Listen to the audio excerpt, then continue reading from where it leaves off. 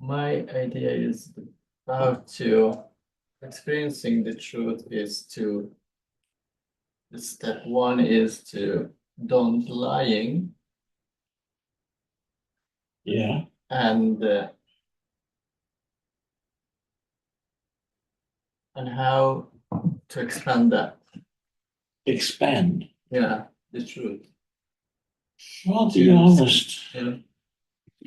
But there's no need for cruel honesty necessarily. Sometimes it can be a teaching method. But don't tell lies. Of course, it's bad. And it gets you stuck in a game of your own mind. Because then you have to make up something that validifies or documents, supports the lie. So it can become a very complex game you enter. So that does not mean if there's something unpleasant, you feel somebody is doing or is or something like that. There's no need for the truth about that.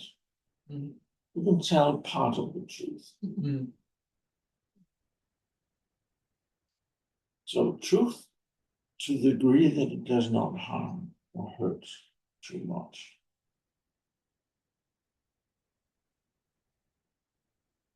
And truth can also very easily be turned into an identity phenomenon, an ego truth. Oh, I am so honest and truthful. You can always rely on what I say once I say the truth. That's another game, an ego game.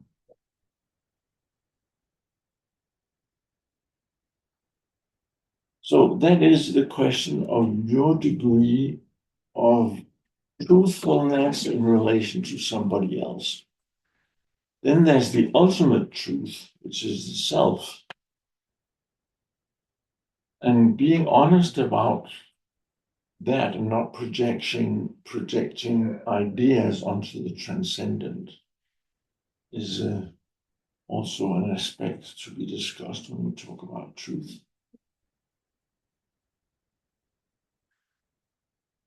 Be truthful to where you are, your own experiences, your own level of progress, and be honest to that, and that is the best, because then you work with the reality where you are.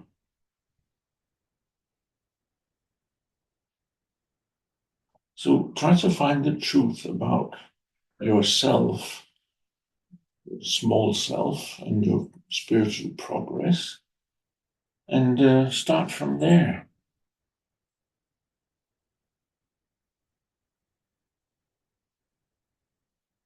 This is important. Many people are not truthful about where they are, what level of realization they actually have, and what they should do for the best progress. They want to do something more powerful, and they want to be more enlightened than they actually are. So they build up a myth about themselves, which basically is a lie. And they get attached to that, and that hinders progress.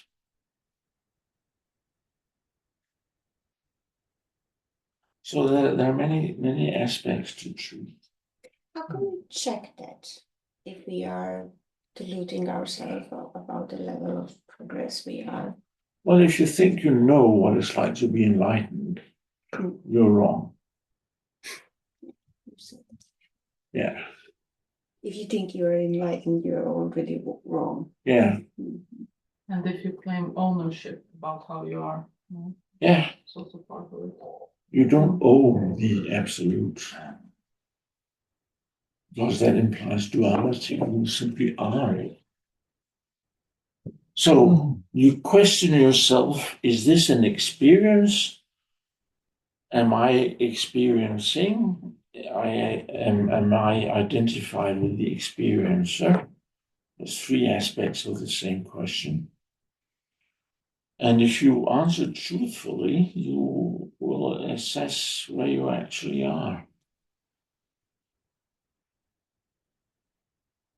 And the litmus test of checking if you are having an experience is very good. Because then you have a subject that experiences an object, and that is not enlightenment.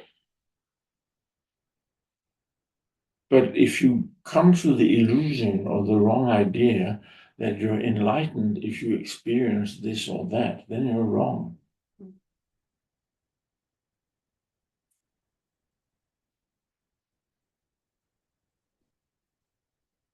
Question arises. Yeah, go ahead. Also the opposite, the opposite mechanism of, one, the importance of truthful mirrors. This is also the opposite of those who do not acknowledge and have like an imposter or. You'll have to explain that a little. Yeah, so there is the grandiose or the belief in some bodies, like I am more than I think I am, or I am enlightened, or whatever going on. Yeah. And the opposite of those, there's also the opposite where people put themselves down and can't see themselves. Oh, yeah. And that's also not truthful. Yes, yes. And they're just the importance of the truthful mirrors as well. Yeah, thank you for adding that. That's equally important. But mostly people, when they have experiences of deep bliss and peace and whatever, they tend to turn towards the grandiose. Yeah. But people in life can be so battered, they feel helpless and they give up and begin considering themselves inferior. It's a different thing, but it's relevant. Or you hear other people's experiences and you think, damn, I'm not having those experiences. I must be very ignorant and blocked and inhibited and so on. That's also nonsense. It is not accepting who you are, where you are.